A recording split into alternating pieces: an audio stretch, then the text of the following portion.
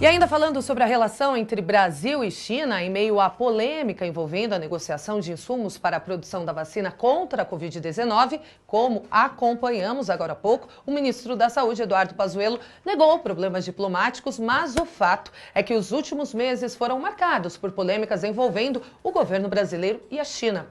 Para entender melhor essa relação, eu converso agora com Vladimir Feijó, que é professor de Relações Internacionais e Direito da Faculdade Arnaldo de Minas Gerais. Oi, professor, muito boa tarde, obrigada por nos atender. Boa tarde, Carolina. É uma satisfação muito grande conversar contigo e com os espectadores da Jovem Pan. Bom, vamos lá. Apesar de a China ser uma, se não a maior, parceira comercial do Brasil, desde o ano passado essa relação começou a ficar estremecida, principalmente depois que o deputado Eduardo Bolsonaro, filho do presidente Jair Bolsonaro, disse que a tecnologia 5G da China é uma tecnologia duvidável por questão de espionagem. A embaixada, por sua vez, respondeu e disse que declarações como essa solapavam a relação entre os dois países. Professor, apesar de o ministro da Saúde, Eduardo Pazuello, dizer que não é uma questão diplomática e sim burocrática, não seria uma retaliação da China essa demora para enviar os insumos da vacina? A gente não pode falar de retaliação direta, mas está dentro do perfil de ação da China. Não podemos esquecer que a população chinesa, independente de filiação, tem uma cultura baseada no confucionismo. E um dos valores muito importantes do confucionismo é o comportamento perante outros indivíduos da sociedade. São 4 os elementos muito preocupados: o eu, a comunidade, a natureza e o céu, e o indivíduo tem que ter essa responsabilidade, esse senso de continência, de controle do que fala. Então, de uma forma, o chinês anota ali na ação feita de maneira inadequada por alguém e no futuro isso é, de alguma forma, cobrada. Então, é de se esperar que a postura não só de um representante do Parlamento Brasileiro, chefe da Comissão de Relações Exteriores, da família do presidente da República, deveria ter um zelo um pouco maior da cultura diplomática daquele país. Então há uma expectativa muito grande de tratamento, de respeito à história do povo chinês. Sem contar que ainda estamos lidando com uma situação peculiar em que há um tanto quanto de confusão entre o líder, o partido e o povo chinês. Pelo menos a liderança faz essa confusão, mas é bem possível que parte da população chinesa também leve como se fosse afronta pessoal qualquer fala contra o partido, contra a pessoa do líder ou mesmo contra um outro chinês. Inclusive, governadores de diferentes partidos pressionam o presidente a assumir pessoalmente essa negociação com o país asiático. Qual seria o tom ideal para isso, professor? Teria que haver, então, uma mudança no trato com o país? E existe, inclusive, uma especulação de que a China teria pedido a demissão do ministro das Relações Exteriores, Ernesto Araújo. Exato. A figura do ministro é outra que tem causado parte de tensões com a China, dentre elas acusando as organizações internacionais de serem dominadas pela China, meios de propagação dos interesses do Partido Comunista Chinês, quem sabe propagar o comunismo para o mundo inteiro, e isso causa bastante descontentamento com os chineses, mas também com outros tantos países do mundo que veem essas organizações como fórum aberto de debate.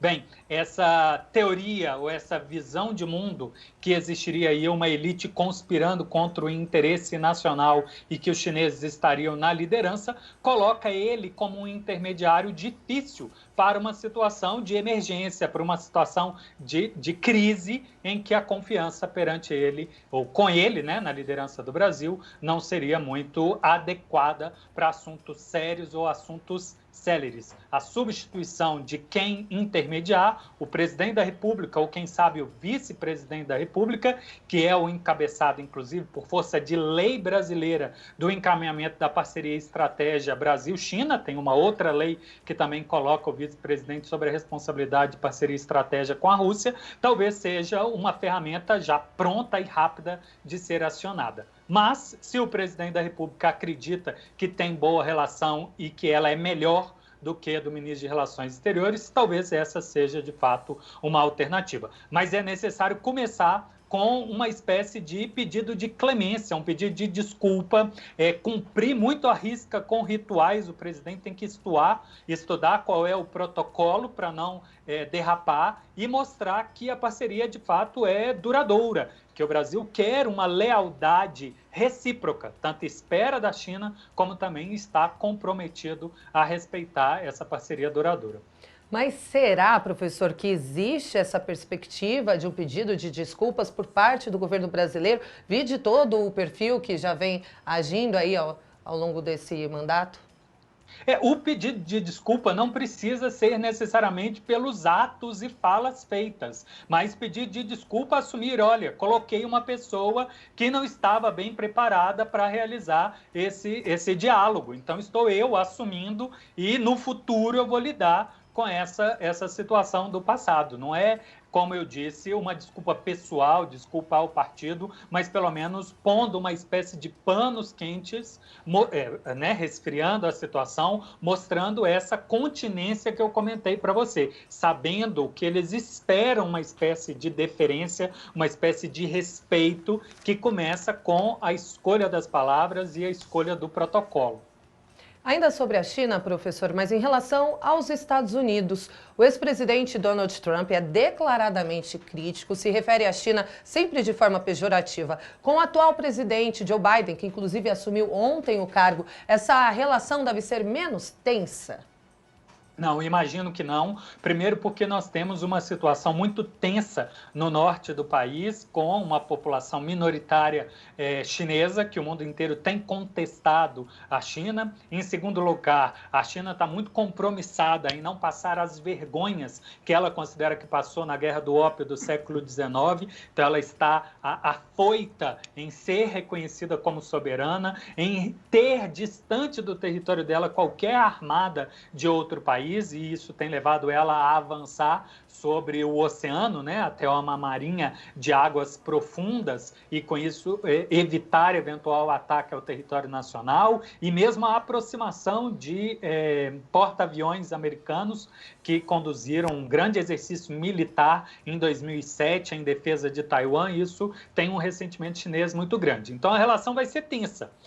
O mundo tem que lidar com uma dependência de curto e provável de médio prazo da indústria, da produção chinesa, de insumos chineses, também de mercado consumidor chinês, mas é preciso fazer essa relação com a crítica, chamar o governo chinês ao compromisso que ele diz ter perante o mundo de cumprir com os princípios da Carta das Nações Unidas, e ela, por mais que critique outros, também tem que ter abertura para ser criticada. E todas as promessas que ela descumpriu, por exemplo, na Organização Mundial do Comércio, elas têm que ser refeitas, ela tem que pagar eventuais indenizações e abandonar certas práticas. Algumas serão bastante difíceis de serem abandonadas. Do ponto de vista da política externa, um dos 3 pilares é a interdependência entre as políticas. E isso inclui também a política interna. E o fenômeno econômico da China, estritamente atrelado aos gigantes industriais chineses,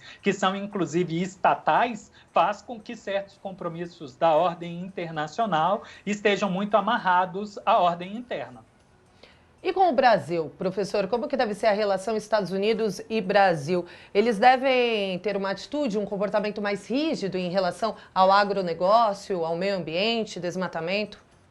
Pois é, o Brasil ele tem muitos parceiros, ele é aliado e precisa reforçar a parceria com os Estados Unidos em certos temas, mas tem outros temas que nós somos rivais. Os Estados Unidos está em um tópico diferente do interesse do Brasil. Uma grande mudança que nós temos entre o governo que saiu, Trump, e o governo que entra, Biden, é a boa vontade. O governo Trump tinha muita confiança dos relatos e falas presidenciais e do nosso Ministério de Relações Exteriores, enquanto o Biden entra já com desconfiança.